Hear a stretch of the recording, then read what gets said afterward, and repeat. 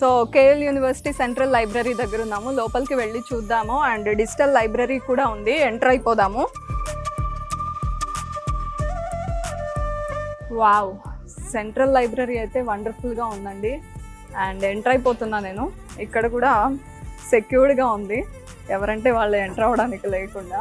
And scanner ఉంది, చూద్దాము ఇక్కడ ఎన్ని ఫెసిలిటీస్ ఇచ్చారో.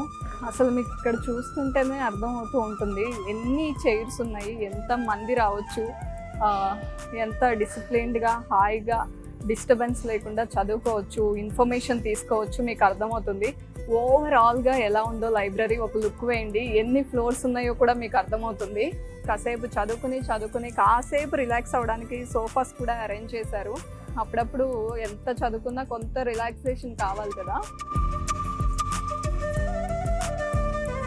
సో ఇక్కడ ర్యాక్లో బుక్స్ అన్నీ అరేంజ్ చేసి ఉన్నాయి. లైబ్రరీలో ఆబ్వియస్గా ఇలాగే ఉంటాయి. నాకు నెంబర్ ఆఫ్ బుక్స్ కనిపిస్తున్నాయి. వెబ్ టెక్నాలజీస్ బుక్ కనిపిస్తుంది. అండ్ చాలా బుక్స్ ఉన్నాయి, జావా గురించి ఉంది. అండ్ ఇటువైపు అంతా చూస్తుంటే పైథాన్కి సంబంధించి రకరకాల బుక్స్ ఉన్నాయి, అంటే వేరే ఆథర్స్వి. ఇదంతా ఇక్కడ నుంచి మొత్తం పైథాన్ గురించి, డీప్ లెర్నింగ్ పైథాన్ అని కూడా ఉంది ఇక్కడ.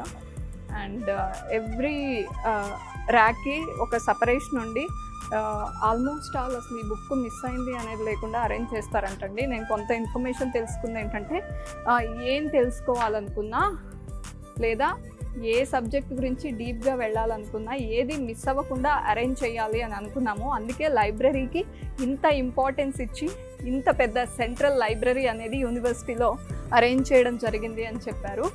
అండ్ నాకైతే ఎంటర్ అవ్వగానే అసలు ఇది లైబ్రరీనా అనిపించింది. ఏదో పెద్ద ఒక స్టార్ హోటల్కి వెళ్ళినప్పుడు ఎంట్రన్స్లో ఎలాంటి ఫీలింగ్ ఉంటుందో అలా ఉందండి. యాంబియన్స్ కానీ, లేకపోతే ఇక్కడ చదువుకుంటూ డిసిప్లిన్డ్గా కనిపిస్తున్న స్టూడెంట్స్ని కానీ చూస్తే యాంబియన్స్ ఎంత ఇంపాక్ట్ చేస్తుంది మనం ఏదైనా నేర్చుకోవడానికి అని అనిపించింది.